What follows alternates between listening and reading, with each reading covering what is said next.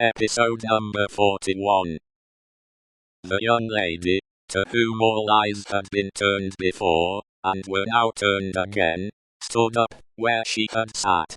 Her father rose with her, and kept her hand drawn through his arm. Miss Manette, look upon the prisoner. To be confronted with such pity, and such earnest youth and beauty, was far more trying to the accused than to be confronted with all the crowd. Standing, as it were, apart with her on the edge of his grave, not all the staring curiosity that looked on, could, for the moment, nerve him to remain quite still.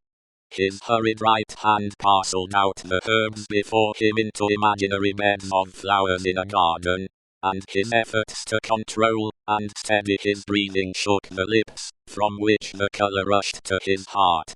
The buzz of the great flies was loud again. Miss Manette, have you seen the prisoner before? Yes, sir. Where? On board of the packet ship just now referred to, sir, and on the same occasion. You are the young lady just now referred to? Oh. Most unhappily, I am. The plaintive tone of her compassion merged into the less musical voice of the judge, as he said something fiercely. Answer the questions put to you, and make no remark upon them. Miss Manette, had you any conversation with the prisoner on that passage across the channel? Yes, sir. Recall it. In the midst of a profound stillness, she faintly began. When the gentleman came on board.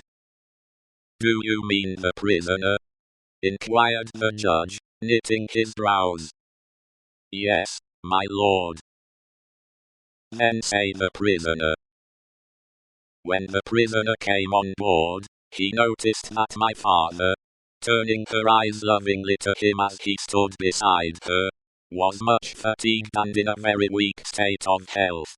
My father was so reduced that I was afraid to take him out of the air, and I had made a bed for him on the deck near the cabin steps, and I sat on the deck at his side to take care of him.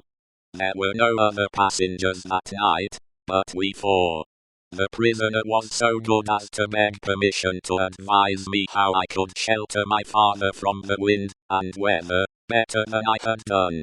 I had not known how to do it well, not understanding how the wind would set when we were out of the harbour. He did it for me. He expressed great gentleness and kindness for my father's state, and I am sure he felt it. That was the manner of our beginning to speak together. Let me interrupt you for a moment. Had he come on board alone? No. How many were with him? 2 French gentlemen.